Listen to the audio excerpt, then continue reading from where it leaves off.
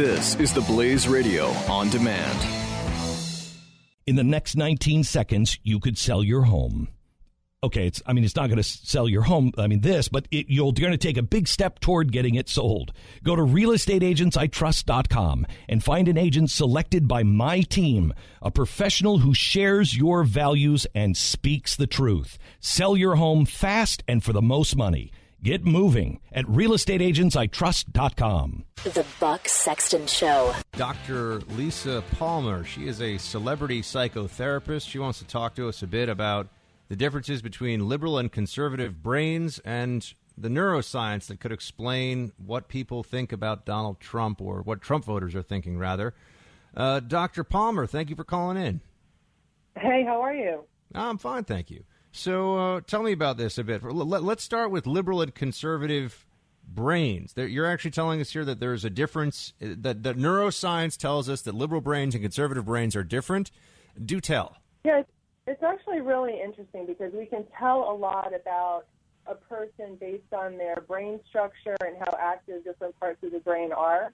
And based on some studies, liberals actually have a larger interior cingulate gyrus, which allows them to be more open to information and assimilating information. So they tend to be higher functioning with regard to what we call cognitive and flexibility, going with the flow, cooperation, adaptability, and just taking in new information. Conservatives, on the other hand, they tend to have a larger right amygdala, which is the area of the brain that's part of the limbic system. That is the emotional system of the brain. It's where the person stores and encodes and interprets emotion. And what that area is responsible for is more fear-driven action. So when a person gets, scared, they're more likely to respond and take action when they have a bigger part of their brain. The amygdala is bigger. So it's all really interesting. Now, how does this tie into Trump voting? Well, Trump voting, it's kind of a phenomena with Trump voters because they may actually have a larger right amygdala, which basically would mean that they're being more activated emotionally, and that fear-based kind of response would put them more into a fight response, making them want to take action based upon those emotions. And he does a really great job feeding into people's, emotions. He gets them really riled up. And so if they are larger structurally on the amygdala end, and that part of their brain has a tendency to be activated, then it would make sense that they would respond with supporting him.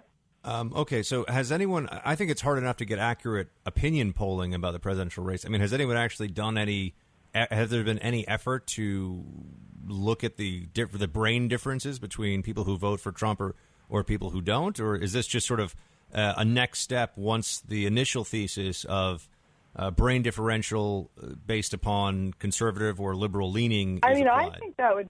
I think it would be really interesting if they did these kind of tests on potential voters and see what, voters for Hillary versus Trump and see what their brains actually look like. And actually, I think it'd be really interesting to do a brain scan on Trump and see what his brain looks like, because that would tell us a lot about him and his style and what's really behind some of the things that he's doing and what's informing, his inner system.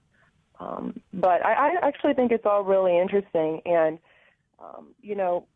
the brain structural size differences, we can actually predict who can be liberal and conservative with a frequency of about 71% based on studies.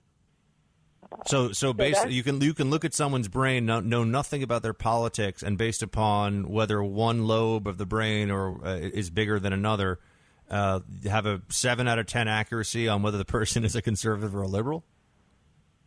Yeah, because it's really about how the brain is functioning and how it processes information.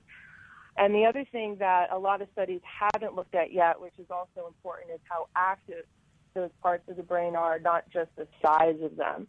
They've basically looked at the size structurally to see what parts of the brain are bigger, and based on the size, they can make predictions about what people's tendencies are to think and how they process information, but also the activity level of those parts of the brain is important. So when, for instance, the anterior cingulate gyrus is overactive in people, they would have a tendency to have more worry, obsession, compulsive behavior, obsessive-compulsive behavior, oppositional defiance, cognitive inflexibility, be less open to ideas. And when that part of the brain is functioning normally, then they're more go with the flow, more cooperative, easier to assimilate new information.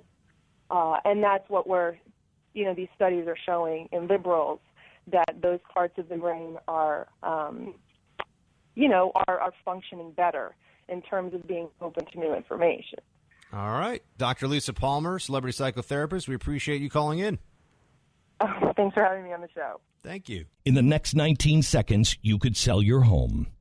Okay, it's not going to sell your home, but you're going to take a big step toward getting it sold. Go to realestateagentsitrust.com and find an agent selected by my team, a professional who shares your values and speaks the truth. Sell your home fast and for the most money.